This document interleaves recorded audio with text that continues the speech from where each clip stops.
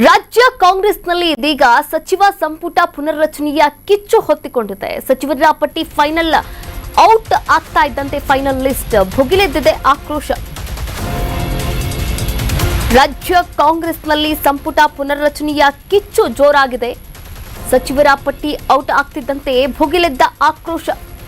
ಕಾಂಗ್ರೆಸ್ ಮನೆಯಂಗಳದಲ್ಲಿ ಅಸಮಾಧಾನ ಸ್ಫೋಟಗೊಂಡಿದೆ. ಸಚಿವ ಸ್ಥಾನ ಸಿಗದಿದ್ದಕ್ಕೆ ಶಾಸಕ ಸ್ಥಾನಕ್ಕೆ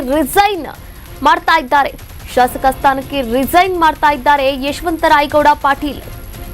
ನನ್ನ ರಾಜೀನಾಮೆಯನ್ನ ಅಂಗೀಕರಿಸಬೇಕೆಂದು ಶಾಸಕನ ಪತ್ರ ರವಾನೆಯಾಗಿದೆ ವಿಧಾನಸಭೆಯ ಕಾರ್ಯದರ್ಶಿಗೆ. ಈಗಾಗಲೇ ರಾಜ್ಯ ಕಾಂಗ್ರೆಸ್ನಲ್ಲಿ ಸಂಪುಟ ಪುನರ್ರಚನೆಯ ಕಿಚ್ಚು ಮತ್ತಷ್ಟು ತೀವ್ರತೆಯನ್ನ ಪಡೆದುಕೊಂಡಿರುವಂತದ್ದು, ಮಹತ್ವವನ್ನ ಪಡೆದುಕೊಂಡಿರುವಂತದ್ದು. ಈ ನಡುವೆ ಸಚಿವರ ಪಟ್ಟಿ ಔಟ್ ಆಗ್ತಾ ಇದ್ದಂತೆ ಯಶವಂತರಾಯಗೌಡ ಕೂಡ ಸಚಿವ ಸ್ಥಾನದ ಆಕಾಂಕ್ಷಿಯಾಗಿದ್ರು. ಆದರೆ ಅವರ ಹೆಸರು ಸಚಿವರ ಪಟ್ಟಿಯಲ್ಲಿ ಫೈನಲ್ ಲಿಸ್ಟ್ ನಲ್ಲಿ ಬಂದಿಲ್ಲ. ಹೀಗಾಗಿ ಸಚಿವ ಸ್ಥಾನ ಸಿಗದಿದ್ದಕ್ಕೆ ಅವರು ನನ್ನ ಶಾಸಕ ಸ್ಥಾನಕ್ಕೆ ನಾನು ರಿಸೈನ್ ಮಾಡ್ತೀನಿ ಅಂತ ಈಗಾಗಲೇ ಪತ್ರವನ್ನ ಬರೆದಿರುವಂತದ್ದು ವಿಧಾನಸಭೆಯ ಕಾರ್ಯದರ್ಶಿಗೆ. ಆ ಒಂದು ಪತ್ರದ ಪ್ರತಿಯನ್ನ ನೀವು ಕೂಡ ಕರ್ನಾಟಕ ನ್ಯೂಸ್ ಬೀಟ್ನ ಪರದೆ ಮೇಲೆ ನೋಡಬಹುದಾಗಿದೆ. ನೋಡಿ, ಯಶವಂತರಾಯಗೌಡ ಅವರು ಈ ಒಂದು ವಿಚಾರಕ್ಕೆ ಸಂಬಂಧಪಟ್ಟಂತೆ ಒಂದು ಸುದೀರ್ಘವಾದಂತಹ ಪತ್ರವನ್ನ ಕೂಡ ಬರೆದಿದ್ದಾರೆ. ನನ್ನ ಶಾಸಕ ಸ್ಥಾನಕ್ಕೆ ರಿಸೈನ್ ಮಾಡ್ತೀನಿ ಅಂತ ಕೂಡ ಹೇಳಿರುವಂತದ್ದು. ಯಶವಂತರಾಯಗೌಡ ಬೆಂಬಲಿಗರಿಂದ ಪ್ರತಿಭಟನೆಯನ್ನ ಕೂಡ ಮಾಡಲಾಗ್ತಾ ಇದೆ.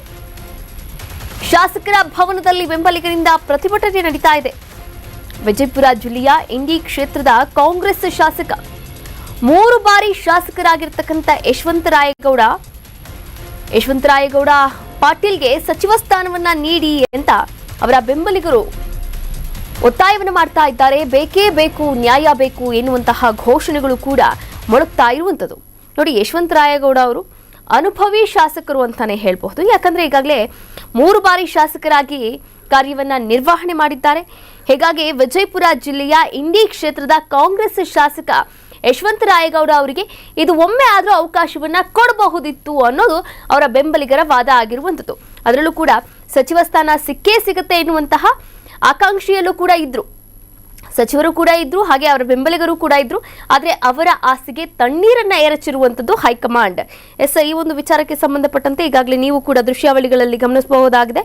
ಯಶವಂತರಾಯಗೌಡ ಪಾಟೀಲ್ಗೆ ಸಚಿವ ಸ್ಥಾನವನ್ನ ನೀಡಲೇಬೇಕು ಅಂತ ಅವರ ಬೆಂಬಲಿಗರು ಹೋರಾಟವನ್ನು ಮಾಡ್ತಾ ಇದ್ದಾರೆ, ಪ್ರತಿಭಟನೆಗೂ ಕೂಡ ಮುಂದಾಗಿರುವಂಥದ್ದು. ಇನ್ನು ಈ ಸಂದರ್ಭದಲ್ಲಿ ಬೇಕೇ ಬೇಕು, ಯಶವಂತರಾಯಗೌಡ ಪಾಟೀಲ್ ಅವರಿಗೆ ನ್ಯಾಯ ಬೇಕು ಎನ್ನುವಂತಹ ಘೋಷಣೆಗಳು ಕೂಡ ಮೊಳಗಿ ಬಂದಿರುವಂಥದ್ದು.